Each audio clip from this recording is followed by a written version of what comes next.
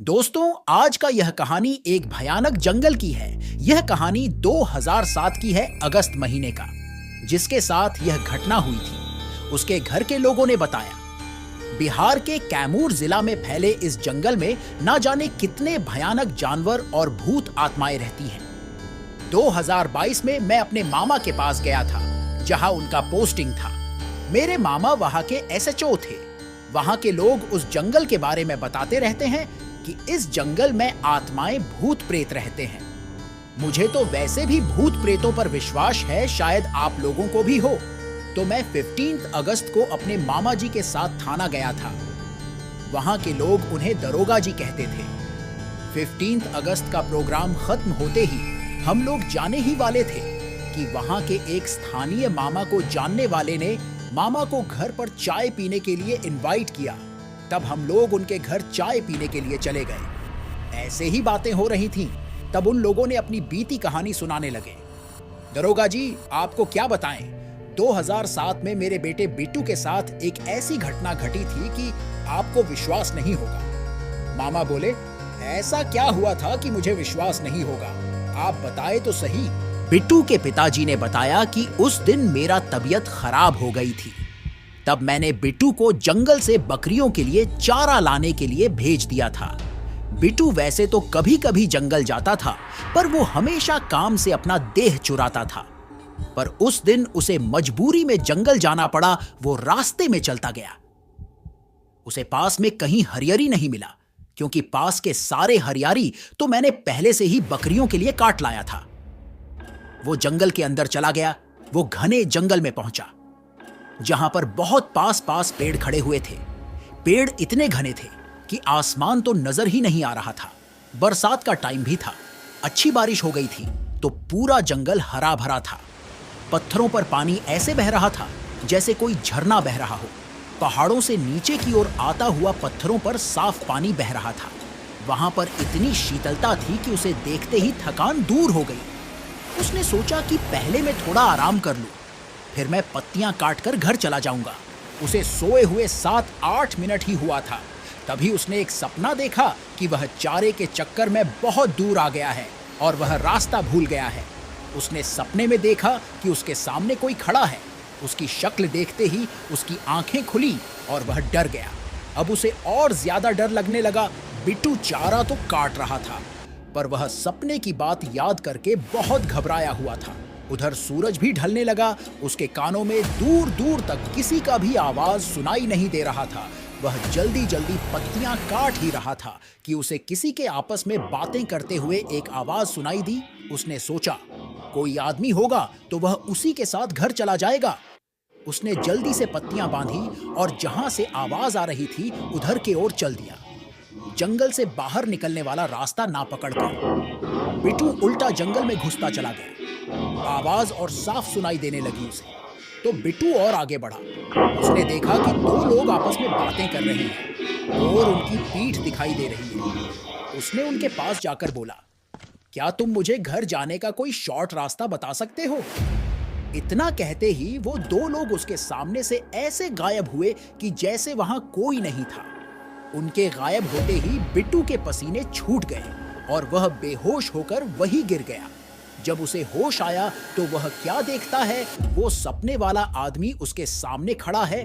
बड़ी बड़ी लाल आंखें, दांत बाहर निकले हुए, ऊपर से नीचे तक इतना भयानक था कि बिट्टू डर गया और पागलों की तरह चिल्लाकर भागने लगा। उसने देखा कि एक भालू उसकी ओर भागता हुआ आया और उसके ऊपर झपटा मारा। उसे लगा कि अब वह नहीं बचने वाला। उसके तो होश ही उड़ गए। वह एकदम बैठ गया और वह भालू ऊपर से निकल के नीचे गिरते ही वह आदमी बन गया। उसके गाल चिपटे हुए, हाथ टेढ़े और पैर उल्टे, और लंबी दाढ़ी, दांत होंठ को काट कर बाहर निकला है। बिट्टू तो बस उसे देख रहा था, लेकिन उसका दिमाग का होश उड़ा था। वह उसी जगह पर गिर पड़ा और इधर हम घर वालों को चिंता हो रही थी कि अंधेरा हो गया, बिट्टू अभी तक क्यों नहीं आया। मेरा बड़े बेटा ने कहा कि अभी आता ही होगा। सब लोग जब इंतजार करके थक चुके थे, उस समय रात के 10 बज चुके थे।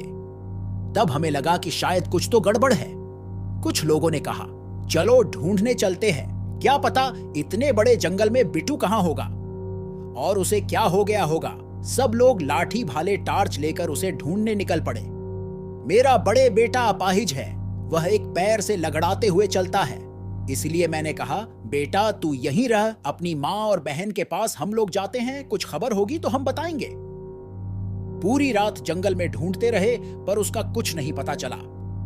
जहां तक वो लोग जाते थे वहां तक सारा जंगल छान मारा, मगर बिट्टू का कोई पता नहीं चला। सब लोगों ने कहा कि अभी घने जंगल में जाना ठीक नहीं है, कल सुबह होते ही चलेंगे, अभी 4 बजे है और 1 घंटे में सुबह हो जाएगी। हम सभी लोगों ने वहीं बैठकर सुबह का इंतजार करने लगे।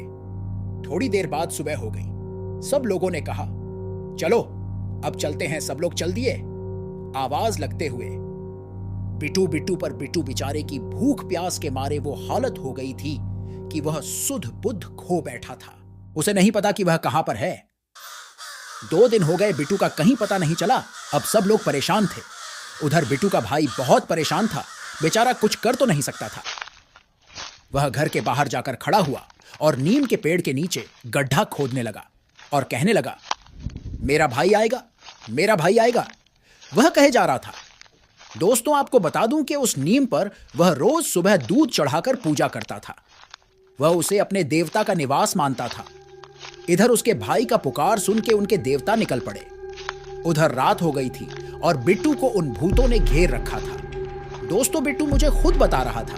बोला, भाई क्या बताऊं, उस रात की बातें याद करके मैं अभी भी डर जाता हूं। वहां पर इतने भूत एक साथ मैंने देखा कि कोई अपने सपने में भी नहीं देखा होगा।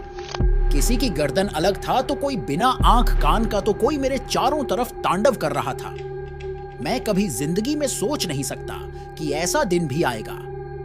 ऐसी तरह तरह की आवाजें निकाल रहे थे कि उनके शोर से सारा जंगल गूंज रहा था। मुझे लग रहा था कि मैं अब बचने वाला नहीं हूं। लगता था वह लोग मुझे मार डालेंगे। मैं तो इतना डरा हुआ था कि मैं रो रहा था। तभी अचानक घोड़े के पैरों की आवाज आई। सब लोग एकदम शांत हो गए। मेरे घर के लोगों ने आस तोड़ दी थी कि अब हमें बिट्टू नहीं मिलेगा। सब लोग वापस घर आ गए और घर पर मातम सा छा गया था। तब उसके पिताजी बोले कि इधर किसी ने कहा कि कोई भगत को बुलाओ और पता कराओ कि वो अभी तक जिंदा है या नहीं, वो लौट आएगा कि नहीं। एक आदमी एक भगत को बुलाने चला गया। उधर हमारे देवता वहां पर पहुंचे, हाथ में तलवार, घोड़े पर सवार। उनको देखते ही सारे भूत भागने लगे। उन्होंने एक एक को पकड़ पकड़ के ऐसे मारा जैसे कोई हीरो साउथ के फिल्म में सबको काट देता है। जैसे ही उनकी तलवार उनकी गर्दन पर पड़ती, वह मिट्टी में मिल जाते। यह सब बिट्टू अपने आंखों से देख रहा था। तब उस घोड़ सवार ने कहा कि तुम अब चिंता मत करो, मैं आ गया हूं और सुबह तक कोई तुम्हें लेने आ जाएगा। अब तुम बेफिक्र होकर सो जाओ। अपने पिता के बात काटकर बिट्टू बोला, उनके आने से मेरा सारा डर खत्म हो गया और मैं आराम से सो गया। फिर उसके पिता बोले, इधर भगत जी आए। उन्होंने अपना ध्यान लगाकर देखा और कहा कि तुम्हारा लड़का सही सलामत है और कल आ जाएगा। तुम्हें चिंता करने की कोई जरूरत नहीं है। वहां पर तुम्हारे देवता पहले ही पहुंच चुके हैं। और बिट्टू का भाई अभी वहीं पर बैठा था और कहे जा रहा था कि मेरा भाई आएगा। वह किसी की भी बात नहीं मान रहा था। जो भी उसे वहां से उठाने को जाता वो उसे धकेल देता था। जब सुबह बिट्टू की आंख खुली तो वहां पर एक आदमी ने उसे पूछा कि तुम कहां से आए हो और कहां जाना है। मैं तुम्हें तुम्हारे घर पहुंचा देता हूं। और वह अपनी साइकिल पर बैठाकर बिट्टू को घर छोड़ दिया। घर वालों को देखकर वो ऐसा रोया कि वह बेहोश हो गया। 3 दिन का भूखा प्यासा कमजोर हो गया था। फिर उसे अस्पताल ले गए। वहां बिट्टू 2-3 दिन बाद ठीक होकर घर आ गया था। इतना बात हुआ, फिर मामी का कॉल आ गया और हम दोनों मामा भांजा उनके घर से निकल गए। मैंने सोचा कि क्यों ना ये कहानी आप लोगों के साथ शेयर किया जाए। वैसे भी अब तो हम YouTube और Facebook पेज पर पैरानॉर्मल एक्टिविटी से जुड़े वीडियो अपलोड भी करने लगा हूं और आप सब लोग के भरोसे मैं हूं, तो आप सब मुझे सपोर्ट कीजिए। धन्यवाद।